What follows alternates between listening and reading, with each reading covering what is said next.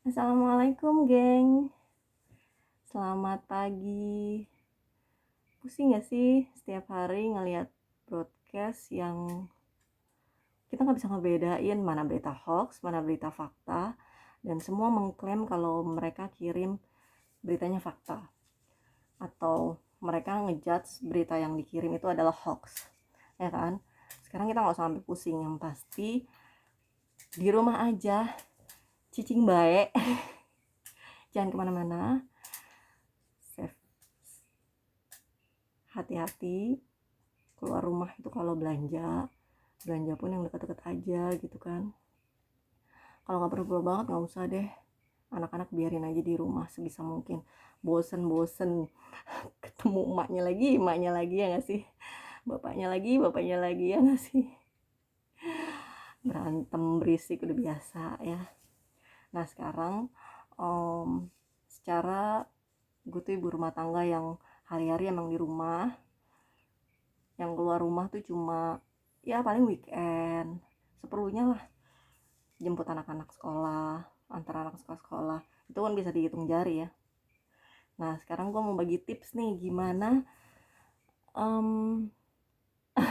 tetap happy biar di rumah 2 pekan begejublek sama anak-anak, sama suami, sama seisi rumah yang enggak berubah-ubah gitu kan. Gimana caranya dan biar imun kita nggak makin drop gitu kan. Karena jujur ngelihat berita-berita yang seliweran itu pusingnya nggak sih. Mereka sebenarnya mungkin mau ngasih info yang valid, yang benar, tapi ternyata sebagian orang malah jadi takut, bukannya waspada malah jadi takut. Atau ada sebagian berita-berita yang anggap remeh tentang kejadian ini. Santai aja lagi, ada Allah gitu yang ngelindungin gue. Ya nggak gitu juga ya nggak sih, kita kan harus ikhtiar ya, ngejaga badan kita gitu. Nah sekarang gue punya tips ya ala gue sendiri ya, gimana caranya biar gue happy gitu kan ngadepin anak-anak di rumah, ngadepin berita-berita yang simpang siur kayak gini. Segala cara udah dilakuin yang pasti kan, segala pon-ponan gitu istiqomah insyaallah, madu segala rupa zaitun ya kan udah dilakuin.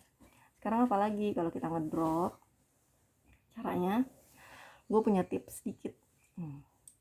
Lo punya 4 jari, punya 10 jari, lo pakai 4 jari ini. Nah di sekitar dada kita nih, di sini nih, nah di tengah-tengah ini lo ketuk-ketukin.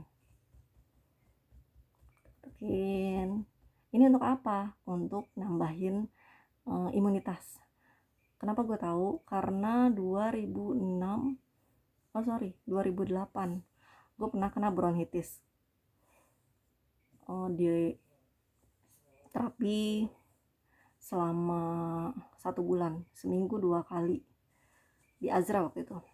Dan terapis gue tuh selalu kayak gini, selain di sinar ya, ini di tengah-tengah ini, nah ini kita cukup punya 4 jari ini, lo lakuin selama 5-15 menit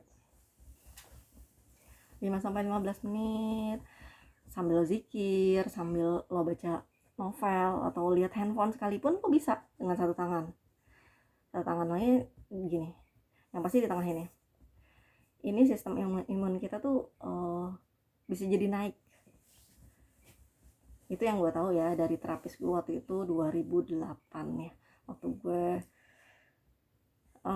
nah kita akan otomatis tarik nafas, dan kalau lo batuk saat 5 menit itu berarti imunitas lo lagi turun, lagi ngedrop.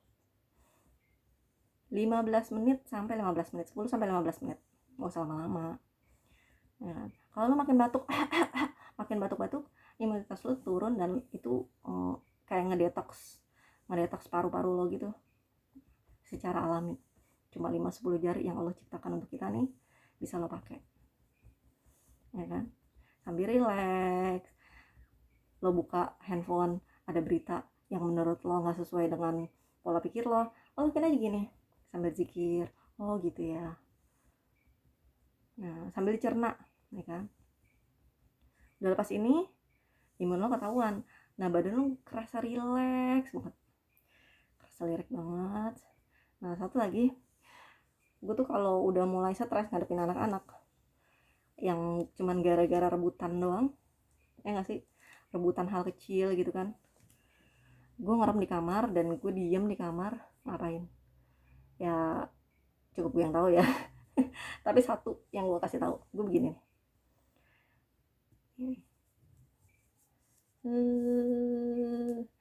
itu tuh sambil rileks gitu kan.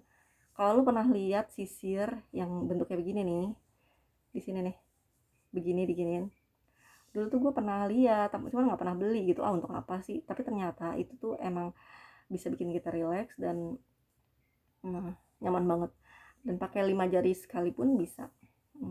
Itu yang gue lakuin biar suara nggak meninggi di depan anak-anak, ya nggak sih.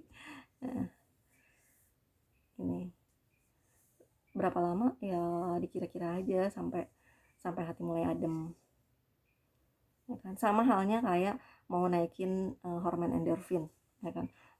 Nggak perlu tuh kita karaoke atau ke mall, bisa kan macam-macam ya, cewek tuh atau cowok juga sih, naikin hormon endorfinnya gitu gimana. Ada yang minum kopi, ada yang baca novel, ada yang ke mall, ada yang cukup nonton TV aja juga udah seneng gitu kan. Beda-beda kan kita kan. Nah, kalau gue gini, sambil diem di kamar. Nah, kalau hati gue udah tenang, baru deh tuh gue hadapin anak-anak gue, ya kan. Oh ya, btw kenapa gue pakai masker? Biar matchingin aja sama jilbab. Dan bangun tidur nggak pakai lipstick juga, ya kan. Nah, di rumah tiap hari apa sih yang gue manfaatin waktunya selain bersyukur gitu kan, ngelihat perkembangan anak-anak empat-empatnya. Oh, yang si R1 begini tuh cara belajarnya. Oh, R2 tuh begini cara belajarnya di sekolah. Yang R3 ya hari-hari gue sama dia sih ya. Tapi gimana caranya R1, R2 ngadepin R3 yang super raja? Ya itu sih tantangan banget sih untuk gue ya, sama suami. Selama 1 minggu ini dan 1 minggu ke depan bener-bener challenge banget gitu loh. Bukan cuma untuk gue tapi untuk suami, gimana caranya untuk meredam emosi, untuk merendahkan suara menghadapi anak-anak, bahkan menghadapi pasangan kita gitu kan. Banyak-banyak bersyukur kalau mereka masih ada di samping kita. Itu aja sih, kita berdoa semuanya biar cepat berlalu, ya kan, virus itu cepat pergi, bisa terawih di masjid, sholat Idul Fitri. Kebayang gak sih lo, kita sholat Idul Fitri di rumah dan nggak rame-rame. Yang biasanya kita Idul Fitri tuh rame-rame, kumpul keluarga, dan sekarang kayak gini udah mendekati Idul Fitri. Semoga Allah sampaikan umur kita sampai bulan Ramadan, sampai Idul Fitri, dan keadaan semakin kondusif, dan semua saudara-saudara kita yang sakit Allah berikan kesembuhan dan kesabaran.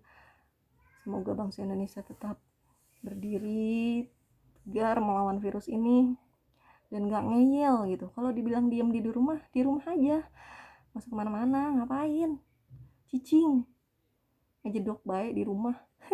Apa sih bahasa Sundanya, ya gitulah pokoknya ya. Karena Allah udah mentakdirkan ini, setiap rezeki udah Allah atur, setiap kejadian udah Allah atur. Jadi ya pasti ada aja rezekinya. Dan untuk teman-teman yang harus tetap kerja ke kantor, insya Allah ini jihad untuk kalian. Dan gue sih cuman bisa berdoa dari rumah aja, semoga kalian tetap Allah lindungi dan Allah kasih keberkahan untuk hidup kalian, dan tetap jaga jarak, melindungi diri lo dan keluarga lo. Ya itu aja sih untuk teman-teman dan untuk ibu-ibu receh macam gue ini yang jujur khawatir karena banyak nyawa di rumah yang harus kita lindungi, ya nggak sih? Bukan kita sih sebenarnya, tapi Allah yang harus melindungi. Cuman ikhtiar itu kan dimulai dari kita, dari orang tua, ya kan? Sekian, gitu aja dari gue, Ibu Receh yang ada di Indonesia. Semoga semua cepat berlalu. Amin amin ya robbal alamin.